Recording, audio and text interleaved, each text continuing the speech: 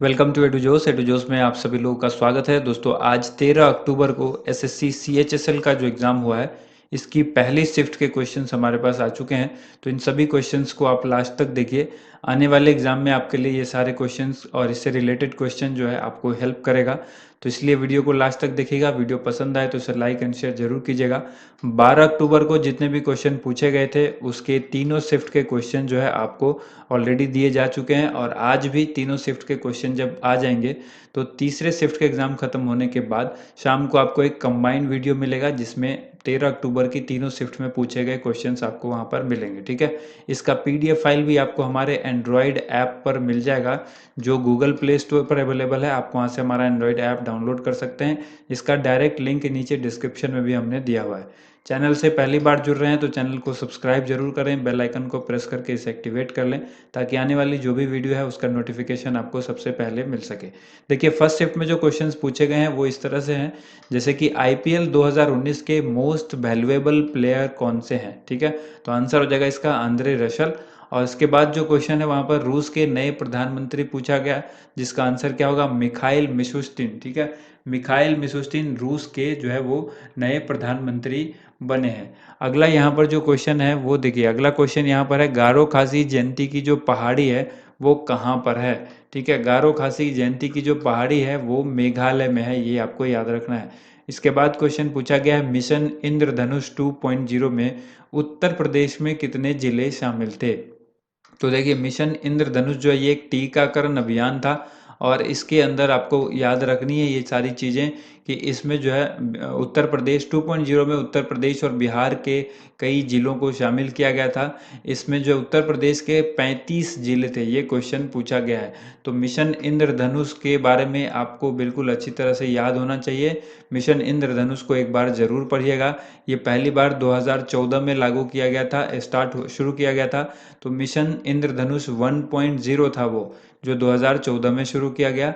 और उसके बाद ये 2.0 है, इसको उत्तर प्रदेश में 35 जिले में इसको जो है वो शुरू किया गया था। इसके अलावा बिहार में भी इसको शुरू किया गया था, मिशन इंद्रधनुष 2.0। तो इससे रिलेटेड जितनी भी जानकारी है आप इसे जरूर पढ़िएगा। इसके बाद जो क्वेश्चन है, भारत में सबसे ऊंचा जलप्रपात पूछा गया है कि कहाँ पर है। तो देखिए, ये कुंचिकल जलप्रपात है। कहाँ है ये अगर पूछा गया है तो आंसर होगा कर्नाटक। आंसर यहाँ पर अगर पूछा गया कौन सा है तो कुंचिकल जलप्रपात होगा। ठीक है। नेक्स्ट यहाँ पर देखिए, सलमान रश्दी की एक पुस्तक पूछी गई थी, ऑप्शन में दिया गया था की शॉट। इसको देखिए, इसको पढ़ते हैं हम लोग की शॉट है, इस तरह से अगर आप पढ़ना हो तो आप की शॉट आप पढ़ेंगे, यही इसका नाम है। ये एक पुस्तक है जो कि सलमान रश्दी ने लिखी है। इसके बाद क्वेश्चन है, विटामिन डी का रासायनिक नाम क्या है। तो देखिए, विटामिन डी का रासायनिक नाम कैल्सीफेरोल है।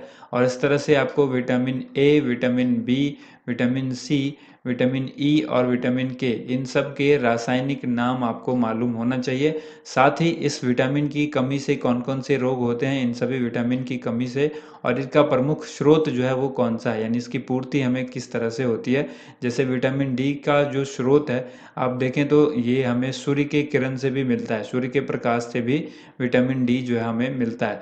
उसके बाद विटामिन ए की कमी से जैसे कि आंखों की रतौंधी बीमारी हो जाती है। इसका जो स्रोत है वो विटामिन ए का, जैसे कि बहुत अच्छा स्रोत गाजर कहलाता है। तो ये सब चीज़ें आपको याद रखनी होगी। इसके बाद कंप्यूटर के 2-3 क्वेश्चन पूछे गए हैं, लेकिन एक क्वेश्चन हमारे पास आया है, जैसे कि पी रोम। पी रोम का फुल फॉर्म पूछा गया। पहले रोम का पूछा जाता था, अब यहाँ पर पी रोम पूछ दिया गया है। इसके बाद आपको हो सकता है पूछ दिया जाए ईपी रोम। ठीक है। तो ईपी रोम को जरूर एक बार पढ़िए, रोम पढ़िए, रैम पढ़िए, इतना चीज़ आपको पढ़ना होगा फुल फॉर्म में कम से कम, जो इससे रिलेटेड हो सकता है। तो यहाँ पर पी रोम का जो फुल फॉर्म है वो है प्रोग्रामेबल रीड ओनली मेमोरी। और रोम जो होता है वो होता है रीड ओनली मेमोरी। रैम जो होता है वो होता है रैंडम एक्सेस मेमोरी। इसके बाद क्वेश्चन यहाँ पर देखिए, ये पूछा गया एक प्रेस बायोपिया। ठीक है। प्रेस बायोपिया जो है वो एक आंखों की बीमारी है। बढ़ती उम्र के साथ ये होता है आंखों में। आंख की ऐसी स्थिति जिसमें आपकी आंख धीरे धीरे उन वस्तुओं पर ध्यान केंद्रित करने की क्षमता खो देती है जो करीब है। यानी जो पास की वस्तुएं हैं उस पर भी ध्यान केंद्रित करने की क्षमता जो है वो आंखें खो देती है। ये उम्र बढ़ने की वजह से होता है और इसको हम लोग कहते हैं प्रेस बायोपिया। तो ये क्वेश्चन था। इसके बाद है 1929 के कांग्रेस के अधिवेशन के जो प्रेसिडेंट यानी अध्यक्ष थे वो कौन थे। तो देखिए 1929 के कांग्रेस के अधिवेशन में जो अध्यक्ष थे वो थे जवाहरलाल नेहरू। ठीक है, जवाहरलाल नेहरू। इसके बाद पूछा गया है कबड्डी के लिए द्रोणाचार्य पुरस्कार 2019 किसे दिया गया है। तो 2019 का ही पूछा जाएगा क्योंकि 20 का अभी नहीं पूछा गया है। तो 2019 में बाकी जो मिले हैं जैसे कि क्रिकेट में किसको मिला है आप वो पढ़िए, हॉकी में किसको मिला है आप वो भी पढ़िए। ठीक है, जिन लोगों को द्रोणाचार्य पुरस्कार 2019 में दिया गया है उन सभी को आपको जरूर याद रखना होगा। आंसर हो जाएगा इस क्वेश्चन का कबड्डी के लिए रामवीर सिंह खोखर को मिला है। इसके बाद यहाँ पर है भारत की राष्ट्रीय आय में किस सेक्टर का सर्वाधिक योगदान होता है। तो देखिए भारत की राष्ट्रीय आय में जो है वो प्राइमरी सेक्टर यानी प्राथमिक क्षेत्र जिसको हम लोग कहते हैं उसमें जो है इसका काफ़ी योगदान होता है। तो आपको याद रखना होगा प्राथमिक क्षेत्र जिसमें भारत की राष्ट्रीय आय में या जीडीपी कह लें तो इन सब में जो है इसका योगदान होता है। इसके बाद एक क्वेश्चन पूछा गया कि सांप जो है वो या सर्प वो किस ग्रुप से संबंधित है। तो देखिए इसका ऑप्शन हमारे पास नहीं था, सरीसृप से संबंधित होता है सांप। ठीक है, इसके बाद देखिए पानीपत का तीसरा युद्ध पूछा गया है कि कब हुआ है। तो पानीपत का जो थर्ड युद्ध हुआ था ये 1761 ईस्वी में हुआ था। इसी तरह से आपको पानीपत का पहला, दूसरा और किस किस के बीच ये लड़ाई हुई, कौन जीता कौन हारा, ये आपको याद होना चाहिए। ब्रह्मपुत्र नदी का उद्गम स्थल पूछा गया है। देखिए इस क्वेश्चन में मुझे डाउट है, दो क्वेश्चन हैं जो मिलते जुलते हैं।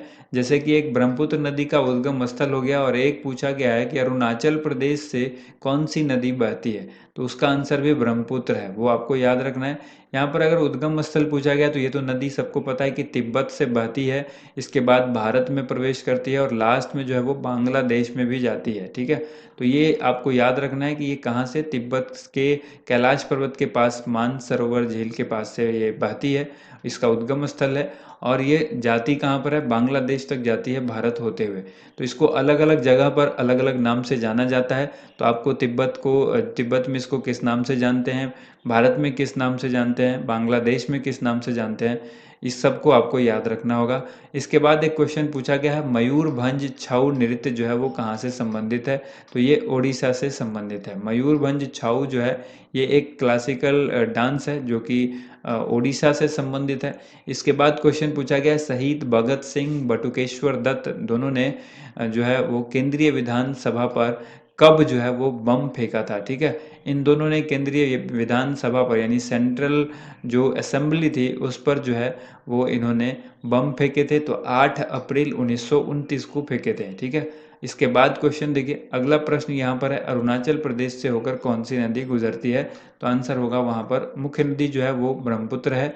इसमें हो सकता है क्वेश्चन ये भी पूछा हो, मेरे समझ से ऐसा लगता है ये पूछा गया होगा कि भारत में ब्रह्मपुत्र नदी जो है अरुणाचल प्रदेश में किस जगह से ये इसकी एंट्री होती है, ये क्वेश्चन पूछा गया होगा। ठीक है, तो अगर ये क्वेश्चन पूछा गया था तो आप कमेंट करके ज़रूर बताइए और इसका आंसर भी बताइए। झंडा दिवस कब मनाया जाता है। देखिए झंडा दिवस जो है वो 7 दिसंबर को भारत में मनाया जाता है। भारत में झंडा दिवस कब मनाया जाता है, 7 दिसंबर को। ठीक है, इसके बाद देखिए अगला क्वेश्चन है नेशनल चंबल घड़ियाल wild life sanctuary. Wild life sanctuary जो है ये क्रिटिकली इंडेंजर्ड घड़ियाल इसको कहा गया है बीते कुछ दिनों में, क्योंकि आपको पता है 17 जून को वर्ल्ड क्रोकोडाइल डे मनाया जाता है और इसी अवसर पर जो है इस बार ये बताया गया था कि काफ़ी जो घड़ियाल हैं वो खतरे में हैं और इसकी संख्या बढ़ती जा रही है। तो इसीलिए ये इम्पोर्टेंट था, न्यूज़ में रहा था ये 2020 में ये क्वेश्चन आपसे पूछा गया है कि नेशनल चंबल घड़ियाल वाइल्ड लाइफ सेंचुरी जो है वो कहाँ पर है। तो ये है ट्राई जंक्शन है। ट्राई जंक्शन का मतलब हो गया कि 3 जगह पर है एक ही साथ, वो 3 जगह की पॉइंट है।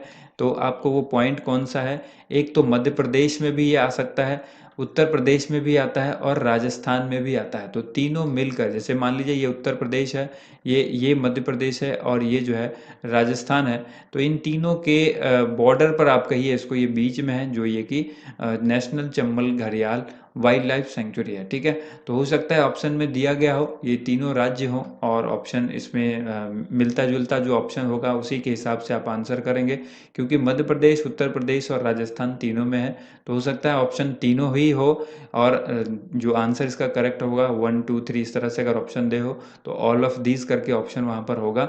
ब्लंट शुगर एक पुस्तक है जिसके राइटर पूछा गया है कि कौन है। ठीक है, तो देखिए ब्लंट शुगर जो पुस्तक है इसके राइटर हैं अवनी दोषी। ठीक है, अवनी दोषी। इसके बाद देखिए यहाँ पर टोटल इतने ही क्वेश्चन थे हमारे पास जो हमें मिले हैं। टोटल 21 क्वेश्चन यहाँ पर लगभग 20 से 21 क्वेश्चन हमने डिस्कस किए हैं जो कि फर्स्ट शिफ्ट 13 अक्टूबर के क्वेश्चन थे। अगर आपको कोई और क्वेश्चन याद है तो आप कमेंट करके हमें बता सकते हैं। शाम को जब तीनों शिफ्ट की कंबाइंड वीडियो आएगी तो उसमें हम उन क्वेश्चन को शामिल भी करेंगे, और जैसे ही आप लोगों का दूसरे शिफ्ट का एग्ज़ाम खत्म हुआ हो तो आप उसके क्वेश्चंस भी हमें भेजें, तीसरे शिफ्ट वाले भी भेजें। तो इस तरह से हमें सारे क्वेश्चंस मिल जाएंगे और आपको आसानी से हम लोग एग्जाम में एनालिसिस करके दे पाएंगे इस करेक्ट आंसर के साथ। तो थैंक यू सो मच आप सभी लोगों का वीडियो देखने के लिए बहुत बहुत धन्यवाद। वीडियो को ज़्यादा से ज़्यादा लाइक कीजिए, ज़्यादा से ज़्यादा शेयर कीजिए। Thank you.